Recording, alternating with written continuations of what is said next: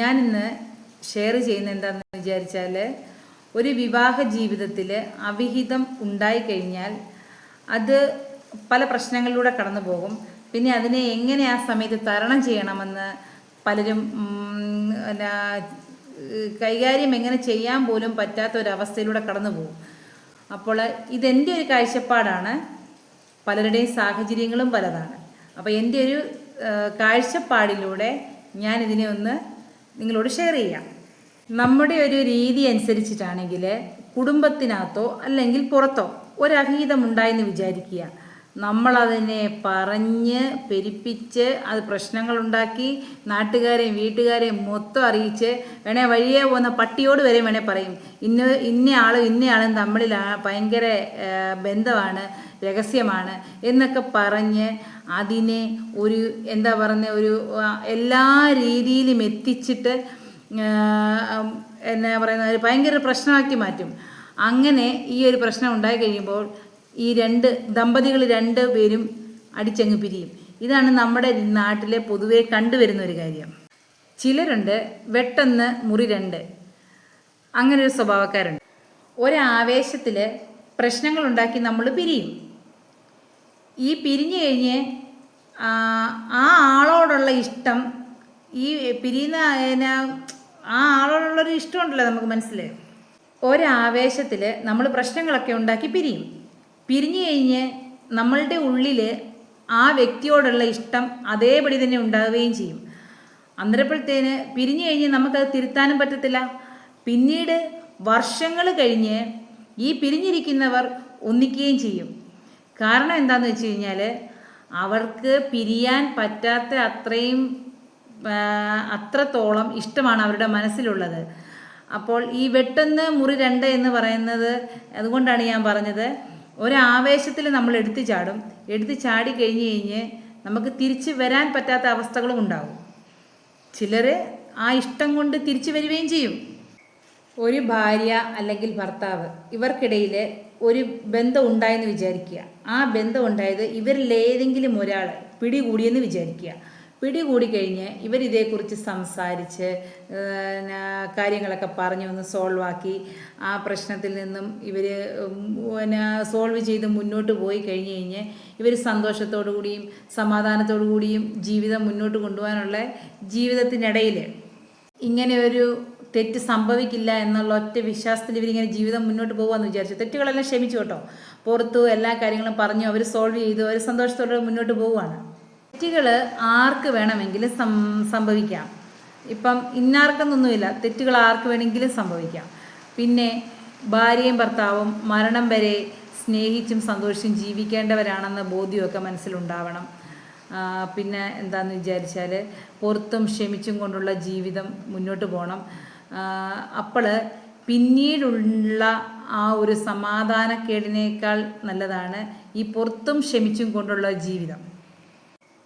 അങ്ങനെ പുറത്ത് ക്ഷമിച്ചും കൊണ്ടുള്ള ജീവിതം മുൻപോട്ട് പോകുമ്പോൾ പിന്നീട് ഇവർ ഇടയിലുള്ള എന്തെങ്കിലും ഒരു സംഭവത്തിൽ എന്തെങ്കിലും കാര്യങ്ങളോ എന്തെങ്കിലുമൊക്കെ പറയുമ്പോൾ പെട്ടെന്ന് ചില കുത്തുവാക്കുകൾ വരും. നീ വലിയ പുള്ളിയല്ലേ, നീ അവൻ്റെ കൂടെ പോയില്ലേ, ഇല്ല നീ അവളുടെ കൂടെ പോയില്ലേ, നീ അവളുമായിട്ട് വലിയ കണക്ഷൻ അല്ലായിരുന്നോ, ഇങ്ങനെയുള്ള സംസാരം, അതായത് ഒരു കുത്തുവാക്കുകൾ ഇങ്ങനെ ഒരിക്കലും പറയരുത്. കാരണം എന്ന് വെച്ച് കഴിഞ്ഞാൽ ഇങ്ങനെ പറയുമ്പോൾ നമ്മൾ ചിന്തിക്കണം, നമ്മളത് ക്ഷമിച്ചിട്ടുമില്ല പൊറുത്തിട്ടുമില്ല. ക്ഷമിക്കുകയോ പൊറുക്കുകയോ നമ്മൾ ചെയ്തു കഴിഞ്ഞാൽ നമ്മൾ ആ ഒരു സബ്ജക്റ്റിനെ കുറിച്ച് പിന്നീട് ചിന്തിക്കുക പോലും ചെയ്യാറില്ല. ജീവിതം മുന്നോട്ട് പോകുന്നതെങ്കിൽ നിങ്ങൾ പിരിയുന്നതായിരിക്കും ഏറ്റവും നല്ലത്. കാരണം നിങ്ങൾക്ക് ക്ഷമിക്കാനും പൊറുക്കാനും സാധിക്കത്തില്ലെന്നാണ് നമ്മൾ ഈ പറഞ്ഞതിൻ്റെ അർത്ഥം. പിന്നെ നമ്മൾ ഇത് ക്ഷമിച്ചെല്ലാം കഴിഞ്ഞ് നമ്മൾ മുന്നോട്ട് ജീവിക്കുമ്പോൾ വീണ്ടും ആ തെറ്റ് ആവർത്തിക്കരുത്. അങ്ങനെ ഒരു തെറ്റ് വീണ്ടും ആവർത്തിച്ചു കഴിഞ്ഞാൽ നമുക്കൊരു കാരണവശാലും അത് ക്ഷമിക്കാനോ പൊറുക്കാനോ സാധിക്കത്തില്ല. ഇപ്പോൾ ഈ ഇങ്ങനെ ഒരു ബന്ധത്തിലൂടെ കടന്നു പോയി കഴിഞ്ഞ് കഴിയുമ്പം ഈ ഭാര്യ അല്ലെങ്കിൽ ഭർത്താവ് ഈ രണ്ട് പേരിൽ ഒരാൾക്ക് കുടുംബത്തോട് ഭയങ്കര ഒരു സ്നേഹമുള്ള ഒരാൾ കാണും കൂട്ടത്തിൽ. ഭാര്യയ്ക്ക് അല്ലെങ്കിൽ ഭർത്താവിന് അപ്പോൾ പിന്നെ ഇപ്പം ഭർത്താവാണ് വേറൊരു വ്യക്തിയെ തേടി പോയി കഴിഞ്ഞ് കഴിഞ്ഞാൽ ഈ ഭാര്യയ്ക്ക് ഈ ഭർത്താവിനോടുള്ള ഇഷ്ടം കാരണവും തൻ്റെ മക്കളോടുള്ള ഒരു ഇഷ്ടം കാരണവും വിട്ടുപിരിയാൻ വയ്യാത്തൊരു ബന്ധം കാണും. കാരണം എൻ്റെ മക്കൾക്ക് അച്ഛനില്ലാത്തൊരവസ്ഥ, അല്ലെങ്കിൽ എനിക്ക് എൻ്റെ ഭർത്താവിനോട് ഭർത്താവില്ലാത്തൊരവസ്ഥ. ഇവരെത്ര തെറ്റ് ചെയ്തെന്ന് പറഞ്ഞാലും ഇവരോട് ഉള്ളിൻ്റെ ഉള്ളിലൊരു ഇഷ്ടമുണ്ട്. കാരണം തൻ്റെ അവരുടെ എല്ലാം ഭാവി ഓർത്തിട്ട്. അപ്പോൾ എന്താണെന്ന് വിചാരിച്ചു കഴിഞ്ഞ് കഴിഞ്ഞാൽ നമ്മൾ എന്ത് ചെയ്യണമെന്ന് വിചാരിച്ചാൽ, എൻ്റെ ഒരു കാഴ്ചപ്പാടാണ്, നമ്മളെല്ലാം അവരെ അവരുടെ വഴിക്ക് അങ്ങ് വിടുക. അതായത് ഭർത്താവിൻ്റെ അനുസരിച്ച് അങ്ങ് വിടുക. നമുക്ക് നമ്മുടെ ജീവിതത്തിൽ സന്തോഷം തരുന്നത് നമ്മുടെ മക്കൾ, നമ്മുടേതായ കാര്യങ്ങൾ. അതായത് ഇപ്പോൾ ഒരു സ്ത്രീയെ സംബന്ധിച്ച് അവൾക്ക് ഡാൻസിൽ ഇഷ്ടം ഉണ്ടായിരിക്കാം, അല്ലെങ്കിൽ അവളുടെ നമ്മളുടെ സൗന്ദര്യം എങ്ങനെ വർദ്ധിപ്പിക്കാം, അങ്ങനെ കുറേ ഉണ്ട്. യോഗ, പാട്ട്, അങ്ങനെ കുറച്ച് കാര്യങ്ങളില്ലേ, നമ്മൾ അതിലേക്ക് അങ്ങ് തിരിയുക. നമ്മൾ കൂടുതലും ബിസി ഉള്ളവരാവുക. നമ്മുടെ ജീവിതത്തിൽ തിരക്കുകൾ ഉണ്ടാകുമ്പോൾ നമ്മളിതൊന്നും മറന്നു പോകും. നമുക്കിതൊന്നും ഓർത്ത് വെക്കേണ്ടി വരത്തില്ല. അപ്പോൾ അവരെ അവരുടെ വഴിക്ക് വിട്ടിട്ട് നമ്മളുടെ ജീവിതം ആസ്വദിക്കാൻ തുടങ്ങണം. നമ്മളെ മക്കളെയും നമ്മളുടെ കാര്യങ്ങളും അങ്ങനെ, അല്ലെങ്കിൽ പുതിയൊരു ജോലി തിരഞ്ഞെടുക്കുക, ആ ജോലിയിലേക്ക് പ്രവേശിക്കുക. അപ്പോൾ നമ്മളിങ്ങനെ ഹാപ്പി ആയിട്ട് നടക്കുന്ന കാണുമ്പോൾ ഇവർക്കും ഒരു കുറ്റബോധം തോന്നും. ഞാൻ ഇത്രയൊക്കെ കാണിച്ചിട്ടും ചെയ്തിട്ടും ഇവൾക്ക് എന്നോട് കുറച്ചെങ്കിലും സ്നേഹക്കുറവോ, അല്ലെ ഇവൾക്ക് പ്രശ്നമൊന്നുമില്ലല്ലോ, അവളെല്ലാ കാര്യങ്ങളും ചെയ്യുന്നുണ്ടല്ലോ, കുടുംബത്തിൻ്റെ കാര്യം നോക്കുന്നുണ്ടല്ലോ എന്നൊക്കെയുള്ളൊരു ചിന്താഗതി വരും. ആ ചിന്താഗതി വരുമ്പോൾ ഇവർക്ക് സ്വയം ഒരു കുറ്റബോധം തോന്നും. എൻ്റെ ഫാമിലി, അല്ലെ എൻ്റെ ഭാര്യ, എൻ്റെ കുട്ടികൾ, എൻ്റെ കുട്ടികളുടെ സന്തോഷം, ആ ഉള്ളൊരു ചിന്ത ഇവർക്ക് വരും. അങ്ങനെ നമ്മളുടെ കാര്യങ്ങളിലേക്ക് തിരിഞ്ഞ് നമ്മുടെ കുടുംബത്തെ സ്നേഹിക്കുമ്പോൾ ചിലപ്പം ഈ പോയ വ്യക്തി തിരിച്ചു വരാനും നമുക്ക് സാധ്യതയുണ്ട്. ഇവരോടുള്ള ഒരു മധുരമായ പ്രതികാരമാണ് നമ്മൾ ചെയ്യുന്നത്. ഇവരെ ഇവരുടെ വഴിക്ക് വിട്ടിട്ട് നമ്മളുടെ കാര്യങ്ങൾ നോക്കി സന്തോഷത്തോടെ ജീവിക്കുന്ന കാണുമ്പോൾ ഇവർക്ക് കുറ്റബോധം ഉണ്ടാവും. അതാണ് ഇവർക്ക് നമ്മൾ ഏറ്റവും കൊടുക്കാൻ പറ്റുന്ന ഏറ്റവും വലിയൊരു കാര്യം. നമ്മൾ സ്നേഹത്തിന് വേണ്ടി ഒരിക്കലും യാചിക്കരുത്. സ്നേഹം ഹൃദയത്തിൻ്റെ ഉള്ളിൽ നിന്നും വരുന്നതാണ്. എനിക്ക് സ്നേഹം വേണം എന്നൊന്ന് പുറകെ നടന്നു കഴിഞ്ഞാൽ നമുക്ക് കിട്ടത്തില്ല. അതൊരു വ്യക്തിക്ക് ആ വ്യക്തിയുടെ ഉള്ളിൽ നിന്നും മറ്റൊരു വ്യക്തിയിലേക്ക് തോന്നുന്നതാണ്. അപ്പോൾ സ്നേഹത്തിന് വേണ്ടി നമ്മൾ ഒരിക്കലും യാചിക്കരുത്. പിന്നെ നമ്മൾ ഇവരെ വിട്ടുകളയാൻ പറഞ്ഞില്ലേ, ആ വിട്ടുകളയുമ്പോൾ ചിലരുണ്ട്, അവൾക്ക് പ്രശ്നമില്ല എങ്കിൽ ഞാൻ പോകട്ടെ, എൻ്റെ ഇഷ്ടം പോലെ നടക്കട്ടെ എന്ന് വിചാരിച്ച് പോകുന്നവരുണ്ട്. ആ പോകുന്നവർ പോകുമ്പോൾ നമ്മൾ ഇവരെ വിട്ടുകളയുമ്പോൾ നമ്മൾ ഒന്ന് പ്രതീക്ഷിക്കണം, നമ്മൾക്ക് തിരിച്ച് കിട്ടുകയില്ല എന്നുള്ളൊരൊറ്റ പ്രതീക്ഷയിൽ വേണം നമ്മളിവരെ സ്നേഹിക്കാൻ. ഇപ്പം ഞാൻ എൻ്റെ ഭർത്താവിനെ സ്നേഹിക്കുമ്പോൾ ആ ഭർത്താവ് എന്നോട് സ്നേഹിക്കും, എന്നെ സ്നേഹിക്കണം എന്നുള്ള പ്രതീക്ഷയിൽ നമ്മളൊരിക്കലും സ്നേഹിക്കരുത്. തിരിച്ച് കിട്ടത്തില്ല എന്നുള്ള പ്രതീക്ഷയിൽ തന്നെ ജീവിക്കണം. നമ്മൾ ഇത്രയെല്ലാം ഇവരെ വിട്ടുകൊടുത്തു, തിരിച്ച് സ്നേഹിക്കുമെന്നോർത്ത് നമ്മൾ കാത്തിരുന്നു. ഇങ്ങനെയെല്ലാം നമ്മൾ പരീക്ഷിച്ച് നോക്കിയിട്ടും നമ്മൾക്കിവർ നമ്മളോട് ആത്മാർത്ഥമായി സ്നേഹമോ നമ്മളുടെ കൂടെ ജീവിക്കണമെന്നുള്ളൊരു ആഗ്രഹമില്ല എങ്കിൽ, ഇതെല്ലാം പരീക്ഷിച്ച് കഴിഞ്ഞ്, ഞാനതാണ് പറയുന്നത്, ഇങ്ങനെയെല്ലാം നമ്മൾ പരീക്ഷിച്ച് കഴിഞ്ഞ് നമുക്കിതൊരിക്കലും സെറ്റ് ആവത്തില്ല എന്നുണ്ടെങ്കിൽ നമ്മൾ പിരിയുക.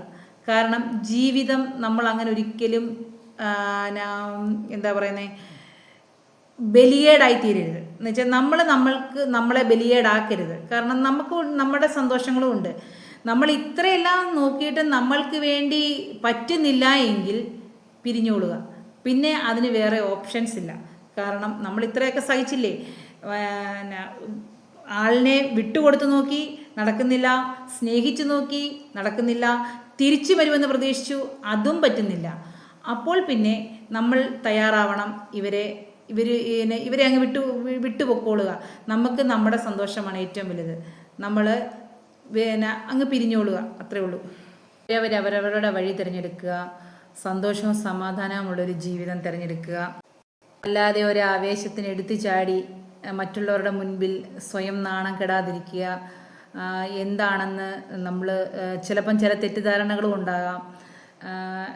നമുക്കിതിൻ്റെ സത്യാവസ്ഥ അറിയത്തില്ല, കാരണം എന്താണെന്ന് അറിയത്തില്ല. കാരണം അറിയാതെ നമ്മൾ ആരെയും തെറ്റിദ്ധരിക്കാതിരിക്കുക. ഈ ഒരു വിഷയം എന്ന് പറഞ്ഞു കഴിഞ്ഞാൽ നമ്മൾ സൂക്ഷ്മമായി നിരീക്ഷിച്ചെല്ലാം നമ്മൾ നന്നായിട്ട് ഇതിനെക്കുറിച്ച് പഠിച്ചിട്ട് ജീവിതം മുന്നോട്ട് കൊണ്ടുപോകാൻ പറ്റുന്നതാണെങ്കിൽ നമ്മൾ മുന്നോട്ട് കൊണ്ടുപോവുക, അല്ലെങ്കിൽ അവിടെ വെച്ച് വേർപിരിയുക. സന്തോഷകരമായ ജീവിതത്തിന് അതാണ് ഏറ്റവും നല്ലത്. അല്ലാതെ ആദ്യമേ അവിഹിതം ഉണ്ട് എന്ന് കേട്ട് കഴിഞ്ഞാൽ എടുത്ത് ചാടി പുറപ്പെടാതിരിക്കുക. അത് നമ്മുടെ ഫാമിലിയിലുള്ള എല്ലാവരെയും ബാധിക്കുന്നൊരു പ്രശ്നമാണ്. പ്രത്യേകിച്ച് കല്യാണം കഴിഞ്ഞ് കഴിയുമ്പോൾ നമ്മൾക്ക് മക്കളുണ്ടാവും. നമ്മൾ ഒന്നോർക്കണം, നമ്മളുടെ ആ ഒരു സഹിക്കാൻ പറ്റാതെ നമ്മൾ ഇറങ്ങിപ്പോകുമ്പോൾ നമ്മുടെ മക്കൾ അനാഥമാവുന്നൊരവസ്ഥ. അങ്ങനെ മക്കൾ അനാഥമായി കഴിഞ്ഞ് കഴിഞ്ഞാൽ പിന്നെ അവരെ നിയന്ത്രിക്കാൻ അപ്പനോ അമ്മയോ ഇല്ലാതെ വരുന്ന ഒരവസ്ഥ. അവർ നാളെ വളർന്നു വരുന്ന ഒരു വലിയ ക്രിമിനലുകളാകാം. നമുക്ക് പിന്നെയും സുഖങ്ങൾ കിട്ടും, അല്ലെ ഭർത്താവ് കിട്ടും, അല്ലെ ഭർത്താവിന് ഭാര്യയെ കിട്ടും, അങ്ങനെല്ലാം ഉണ്ട്. പക്ഷേ ഇതിൻ്റെ ഇടയിൽ കിടക്കുന്ന കുഞ്ഞുങ്ങളുടെ ഒരു അവസ്ഥയെന്ന് പറയുന്നത് വളരെ ഭയാനകമാണ്. അവരുടെ ജീവിതമെങ്കിലും ഓർത്തിട്ട് സഹിക്കാനും ക്ഷമിക്കാനും പൊറുക്കാനും പറ്റുന്നതാണെങ്കിൽ പുറത്ത് നോക്കുക, ക്ഷമിച്ച് നോക്കുക, സ്നേഹിച്ച് നോക്കുക. ഇതൊന്നും നിങ്ങളെ കൊണ്ട് പറ്റുന്നില്ല എങ്കിൽ നിങ്ങൾ പിരിയുക. അതിൻ്റെ ഇടയിൽ മക്കളുടെ ജീവിതം കൂടെ സേഫാക്കുക. അല്ലാതെ അവരെ ഒരിക്കലും അവരെ വേർപെടുത്തിക്കൊണ്ടാവരുത് നിങ്ങളുടെ തീരുമാനങ്ങൾ എടുക്കേണ്ടത്. അപ്പോൾ എൻ്റെ വീഡിയോ എല്ലാം ഇഷ്ടപ്പെട്ടെന്ന് വിചാരിക്കുന്നു. അപ്പോൾ എല്ലാം സൂക്ഷിച്ചും കണ്ടും നിരീക്ഷിച്ചും നമ്മൾ തീരുമാനം എടുക്കുക. എടുത്തു ചാടി ഒരിക്കലും ചെയ്യരുത്. ഒരു കാര്യവും ചിന്തിക്കണം, സമയമെടുത്ത് നമ്മൾ ചിന്തിക്കണം. അപ്പോൾ എല്ലാവർക്കും നല്ലൊരു ദിവസം ആശംസിക്കുന്നു. Tata, bye bye, see U.